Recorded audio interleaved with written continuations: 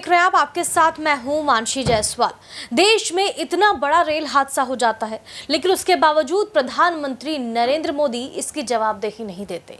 आखिरकार अपने कामों के जो है उजागर करने में लगे रहते हैं, अपने कामों को गिनाने में लगे रहते हैं, उपलब्धियां गिनाते रहते हैं, लेकिन कमियां और खामियां नहीं गिनाते। दरअसल ये पूरा मामला तब सामने आया जब उड़ीसा का रेल हादसा हुआ। 288 लोगों की जान चली गई, लेकिन उसके बावजूद प्रधानमंत्री नरेंद्र मोदी केवल मुआवजा देकर मामले को शांत कर देते हैं। लेकिन अब कहीं ना कहीं नितिन गडकरी का यहाँ पर हम जिक्र करना चाहेंगे। नितिन गडकरी जो हमेशा से अपनी ही सरकार की आलोचना करते हुए नजर आते हैं, वो हमेशा से कहा जाता है कि जो सरकार की कमियां हैं उसको उजागर करते रहते हैं। यही वजह है कि रेल हादसे को लेकर के उन्होंने ट्वीट किया था। लेकिन अब जो देश में सड़क हादसे हो रहे हैं उनको लेकर के नितिन गडकरी ने अपना अफसोस जताया है। उनका कहना है कि आए दिन सड़क हादसे होते रहते हैं जिसमें कई लोगों की जान चली जाती है। मुझे अफसोस है कि मैं कुछ नहीं कर पाता हूं। आपको बता दें, एक निजी चैनल को दिए इंटरव्यू में उन्होंने कहा कि मैं ट्रांसपोर्ट मंत्री के नाते हादसे से हो रही मौतों को रोक नहीं पा रहा हूं। उन्होंने कहा कि सब कुछ तो किया, लेकिन ये बात बहुत कचोटती है। गडकरी ने कहा कि 2014 के बाद से देश की सड़कें तो अच्छी बनी हैं और इसे आगे और अच्छी बनाने की आवश्यकता है। उन्होंने कहा कि मुझे अपनी स्वीकार करने में कोई संकोच नहीं है कि मैं मंत्री रहते लोगों की जान नहीं बचा पाया। गडकरी ने यह भी कहा कि बिना लोगों के सहयोग के इन सड़कों को कम नहीं किया जा सकता।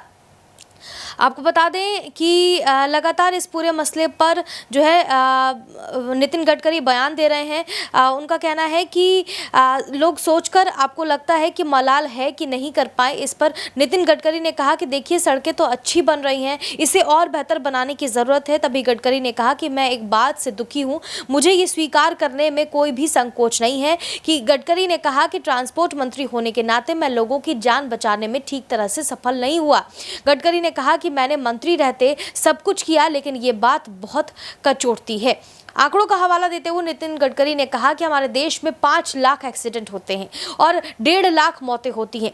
3 लाख लोगों के हाथ पैर टूट जाते हैं। हम ऑटोमोबाइल इंजीनियरिंग, हाईवे इंजीनियरिंग और रोड कार इंजीनियरिंग में हम लगातार सुधार कर रहे हैं, ब्लैक स्पॉट को भी खोज रहे हैं। इसके अलावा हम सड़क नियमों के बारे में भी लोगों को शिक्षित कर रहे हैं।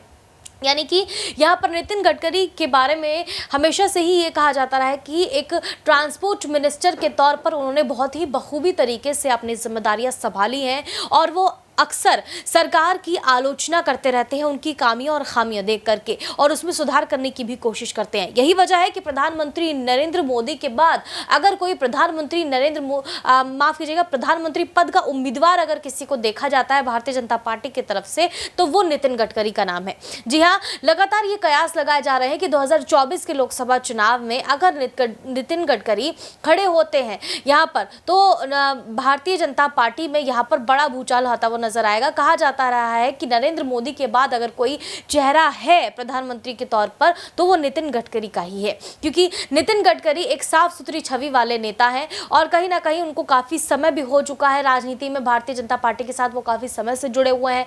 ऐसे में लगातार ये बात कही जा रही है। बहरहाल, क्या नितिन गडकरी इस बार भी क्या कोई बड़ा एक्शन लेते हुए नजर आएंगे प्रधानमंत्री नरेंद्र मोदी के खिलाफ, क्योंकि अक्सर वो ऐसे बयान देते रहते हैं जिसको लेकर के भारतीय जनता पार्टी ही घिरती हुई नजर आती है। आप इस पूरे मामले पर क्या सोचते हैं, हमें कमेंट करके जरूर बताएं। देश और दुनिया की तमाम बड़ी खबरों के लिए देखते रहिए SPN9 न्यूज।